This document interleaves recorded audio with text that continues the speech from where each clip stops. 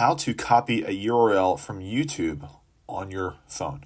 So there's two ways to share a YouTube video if you want to copy the link. It's through the YouTube app or if you want to go through a browser. So what we can do for the first thing is to go to YouTube, and every video is going to have this option here, but as you see the three dots on the far right side of this video here, you can go ahead and click those three dots, and you can go ahead and hit share.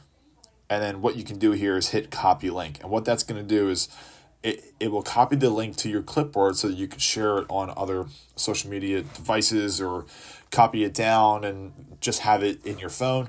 What you can do for another option, if you don't want to use the YouTube app, is come out of YouTube and go to a browser. I'm just going to go find Google Chrome. And you can go ahead and type in youtube.com on your Google Chrome. And this is going to give you more of a desktop version of it. So what we can do is I'll just choose this video here. Go ahead and pause it. And what you can do is go ahead and click the YouTube link at the very top. And what that's going to do is light the link up, and you can go ahead and click and hold. And then you'll get the option to copy that link. So again, your link is copied. And then you can share that anywhere you want. So I'm just going to go to X here, and I will click and hold.